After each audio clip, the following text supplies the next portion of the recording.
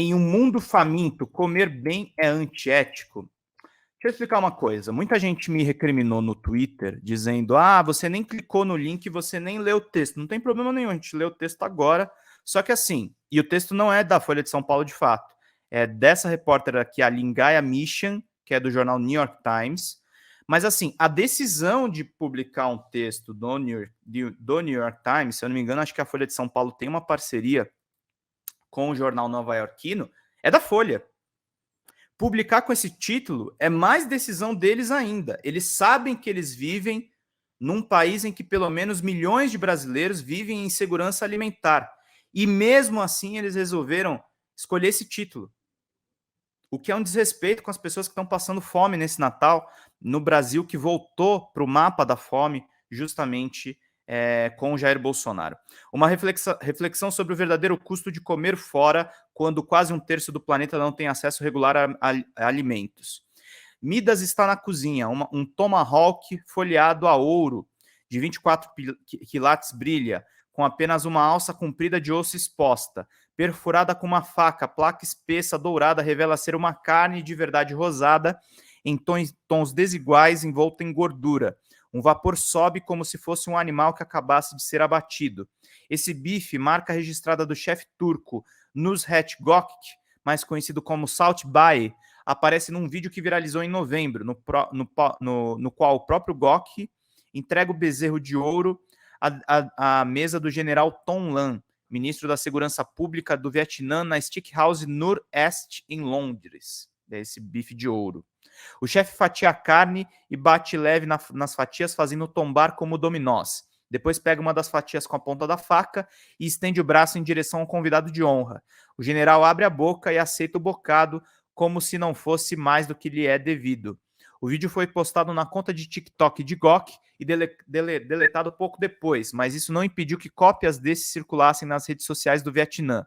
Segundo recibos que circulam online das refeições de outros comensais na Nord-Est, um tomahawk dourado estava custando entre 800 e 1.450 libras na época, mais ou menos $1.155 até $1.975.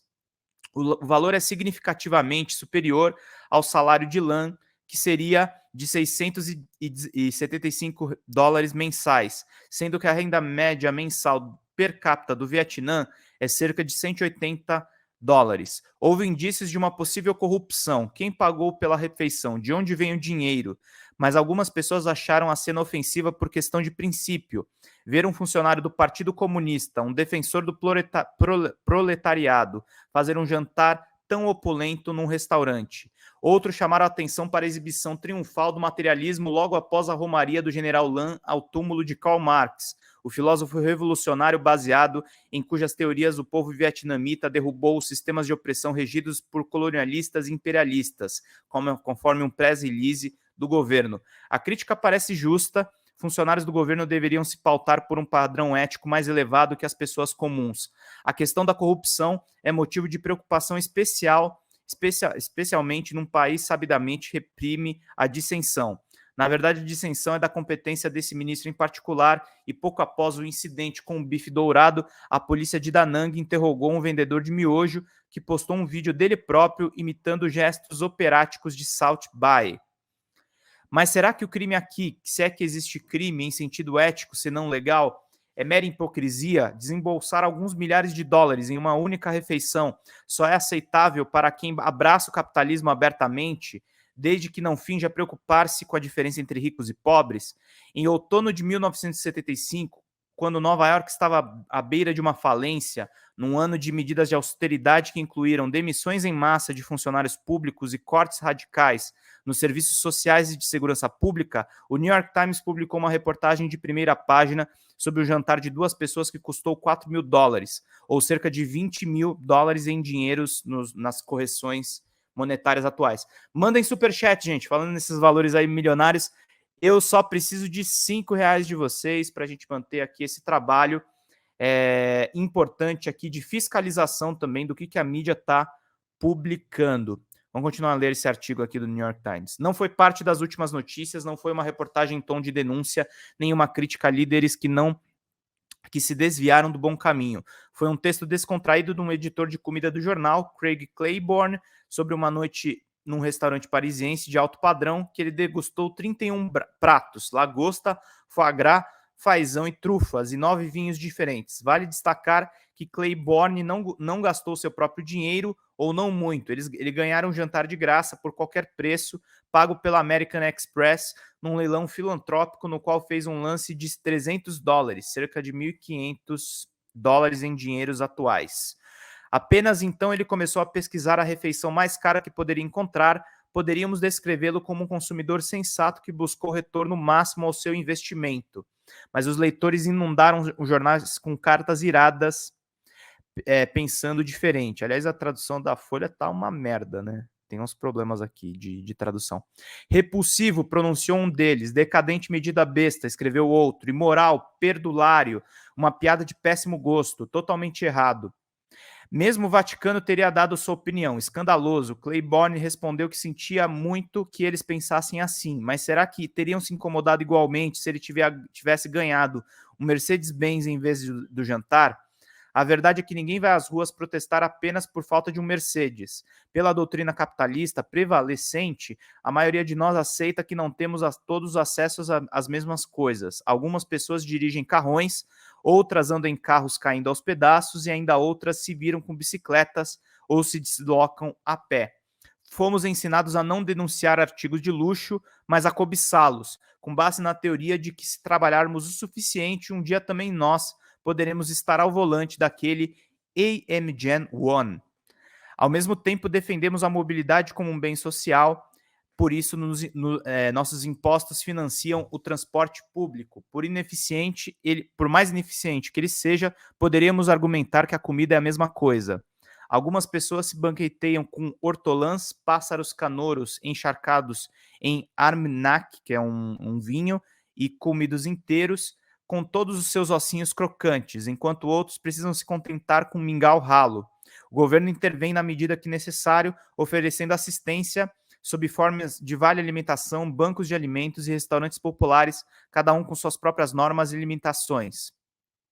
Só que a comida integra uma ordem diferente. É uma necessidade básica reconhecida tal na Declaração Universal de Direitos Humanos de 1948. Segundo a estimativa das Nações Unidas, em 2020, 2,37 bilhões de pessoas, quase um terço da população mundial, sofreram períodos sem ter o que comer ou sem acesso regular a nutrientes, enquanto 22% das crianças até 5 anos de idade apresentaram crescimento atrofiado. Assim, encarar a comida como simplesmente mais um produto, algo cujo preço é determinado pelo mercado, sendo elevado pelos caprichos da demanda e não pela necessidade, é aceitar que algumas pessoas ficarão sem comida, vão adoecer ou morrer de fome, é permitir que isso aconteça. Logo, existe um crime, sim. As pessoas estão morrendo de fome ou ficando subnutridas, mas ainda não estabelecemos uma correlação de indulgência de uma pessoa e o sofrimento de outra. O crítico de restaurantes do New York Times, Pete Wells, observou que sente uma pontada de vergonha quando faz refeições a um preço exorbitante. A questão aqui, gente, esse texto está muito bem escrito, mas foi uma péssima escolha da Folha e eu defendo isso. O editor poderia ter escolhido um outro título. Tem dezenas de títulos, inclusive até podia ter sido específico botando uma imagem do general vietnamita. Ele botou a imagem do bife de ouro, que ficou famoso pela foto do Ronaldo Fenômeno e pela foto do jogador da seleção agora na Copa do Mundo ostentarem numa disputa esportiva. As escolhas foram erradas. E a tradução tá péssima, além disso tudo. É Google Translator assim no talo. A sensação que é errado gastar livremente com algo tão efêmero quanto um jantar requintado enquanto outras pessoas passam fome, mas será que é? E se sim, porque além do senso de decência básica e solidariedade com as pessoas menos afortunadas, mas deixar a cargo do indivíduo resolver, por meio de abstinência de certos prazeres, algo que é, na realidade, um problema sistêmico, é desviar-se das causas do problema. Viver dentro de um sistema que envolve, até certo ponto, ter cumplicidade com o sistema, mas optar por não frequentar um restaurante de alto padrão, não vai necessariamente melhorar a vida de ninguém, a não ser que você doe para fins beneficentes o dinheiro que gastaria nesse restaurante. Claro que, do ponto de vista utilitário, é exatamente isso que você deve fazer: pegar o dinheiro que teria gasto com foie gras e distribuí-lo de uma maneira que maximize o número de pessoas que serão beneficiadas. Do ponto de vista religioso, seria melhor vender tudo o que você possui e entregar o dinheiro aos pobres. Então, isso aqui é uma falácia do New York Times, né? Que é um jornal liberal, que é um jornal de centro-direita. Você não precisa doar todos os seus bens, gente, mas você pode viver muito bem sem esse bife de ouro e sem um carro esportivo importado. Essa é que é a questão. Entendeu? Zelina Silvano, Pedrão não é inocente quanto ao bife, nem mesmo contra o Vietnã, que eles destruíram, mas perderam, sem dúvida nenhuma. Não, isso aí é o erro do New York Times. Que a questão aí é a defesa do capitalismo que eles sempre fazem. Não tem inocência em nenhuma das escolhas. Mas o texto, estilisticamente, ele está muito bem escrito. É só esse o meu ponto que eu coloco para vocês entenderem. Mas não tem inocência de nenhuma das partes, e é ainda mais falacioso esse argumento de que você tem que vender tudo que você possui. Isso não existe. A esquerda que diz que tem que viver mal é mentirosa. Eu investi, por exemplo, nessa câmera, nesse microfone, e não é um dinheiro necessariamente barato, mas não é o mesmo dinheiro, não é mesmo que você gastar $1.400 numa refeição, gente. Existem absurdos do mercado de luxo, e sim, o mercado de luxo é diretamente responsável pela formação de bilionários e pela miséria que a gente tem no mundo capitalista de hoje. Essa questão, existe uma desigualdade. Não é meramente uma miséria e uma riqueza. Existe uma desigualdade. Quando há maior igualdade, mesmo dentro dos parâmetros capitalistas, a gente consegue viver num universo muito mais tranquilo. Mas estamos falando aqui não de santos, simplesmente pessoas comuns tentando ser éticas. É pecado comer um pouco de caviar de vez em quando? Qual é a dúvida de contrairmos com os outros quando comemos? Caviar, deixa eu explicar uma coisa para vocês. Caviar custa. Eu vou pegar um caviar, que é famoso. Vou ver o preço para vocês aqui ao vivo. Vamos lá, carrega Google. Eu estou no meu notebook e o meu notebook é mais humildão e acho que agora travou um pouquinho, mas vocês continuam me ouvindo. Caviar beluga, deixa eu ver aqui para vocês o preço. Mas a gente consegue ver aqui rapidinho. Ele pode custar até R$600. É caro, é uma comida cara, mas não é a mesma coisa que você gastar $1.400, gente, que na conversão direta você está prevendo aí pelo menos uns R$6.000. Então é bem complicado. Comer é um ato intrinsecamente egoísta. Comemos para nos conservarmos vivos e frequentemente comemos outros seres vivos, acabando com a vida daqueles que enxergamos como inferiores, animais para promover a nossa própria. Como destacou o americano Leon Kass, especialista em bioética, no livro The Hungry Soul, de 1994, comer é um verbo transitivo. É isso que torna o ato de comer tão poderoso como metáfora. Vemos o que fazemos a outros seres, logo tememos ser devorados nós mesmos após a morte, virar comida de vermes, como dizem. Tem um protesto aqui do PETA no Starbucks. Esse destino se torna insuportável graças a certas cosmologias que insistem que nosso verdadeiro eu não é limitado pela materialidade. Possuímos uma alma que persiste depois que nossa carne ter sido rudemente consumida. O jejum é uma forma de purificação em um contexto religioso, mas pode ser visto também como uma recusa em fazer parte do sistema. Espere aí, será que raciocinei até me encurralar num beco sem saída? Isso significa que não podemos comer nada, ou pelo menos não podemos comer sem sentimento de culpa? Na verdade, se você for vegano ou vegetariano, você pode comer razoavelmente sem culpa. Exatamente, Zelina Silvana, é o capitalismo americano que produz miséria e não o Vietnã. O Vietnã teve uma liderança lá que comeu uma comida ostentação, foi isso que aconteceu.